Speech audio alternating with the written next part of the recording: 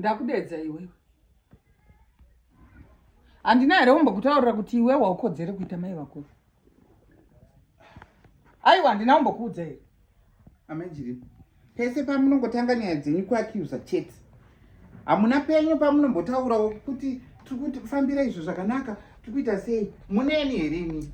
Inini handitaure zvakanaka nokuti pane chinhu chakaipa handitauri zvinhu zvakanaka. Ndinotaura zvinoenderana nekuipa kwako. Wazvinzwa? Saka ndakaipa here? Iye zvinezvi iwewe uri kuisa vanhu mumagroups kai? Uri kuisa vatenderi mumagroups kai? Ndati uri kuisa vatenderi mumagroups. Amai Chirimba. Regai kudaro. Musade kukanganisa mweya wangu. Inzwa, zimota rako rawinaro. Usafunga ndorega vanhu vane mazimota akadaro vanofanirwa kunge vachipa zvichemo kuna Fata.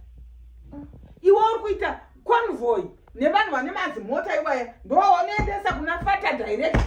Vanhu vasina motikari hausi kuvapa access yekuenda kuna Fata kunotaura zvavanoda. Iwewe.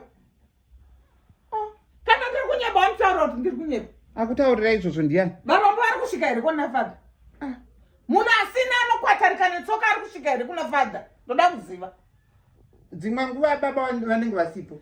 Vanenge vasipo pane varombo chete. Kune vasina motikari chete. Aiwa ndoda kukubvunza. Kune vasina motikari chete ndo vasingakwanise kusvika kuna Fata. Ana Fata vanoenda kumaofisi. Havaswera vari pachechi amajirimu. Ko iwewe unozowanira access sei vane mazimotikari? Vapfumi. Saka utaura kuti iwewe vese vasina zvinhu, vasina mashops, vasina dzimba, havachanamata Roma. Ndozvauri kutaura here? Zvaita sei chaizvo? Hausi kunzwa zvandiri kutaura? Hai. Ndati iwe uri kugurupa vanhu. Vanhu vakaisa zvichemo kwauri samai vakuru. Iwewe uri kutora umai hukuru uchihuweya kuti munhu ataura neni uyu ari kupa chichemo ichi ari worth it here kuti chisvike kwaFata. Yes. Kwemafata hakusvikwe. Mazvinzwa amajirimu. Iwe kai? Hai. Hakusvika ndiani akataura izvozvo? Akataura izvozvo ndiani? Ko munenge muchidei kumafata? Ndakakutaurira kuti chigaro changu chawatora kaichi chichakupandukira ende uchachiona chichikutsvukira. Chichakutsvukira chaiko. Chichakutsvukira. Wakadii kunditanga wandibvunza ma-strategies anoitwa? Makanga muripo here pazvaidzi fambiranai nevanhu vakanga mai mapfumo munhu anokuna vatenderi vese. Wega ane chinhu kana kuti haana chinhu. Uri kundinzwa zvandiri kutaura? Anokodzero yekusvika maFata. Kunotaura zvaanoda naFata. Iwe usagurupe vanhu, uchigurupa vanhu. That's not your duty, wazvinzwa. Ndakudedza ndiri kunokumba ndamboda kuti ndikunyadzise kuchechi uku. Asi ndaona kuti rega timbotaurirana tiri vairi.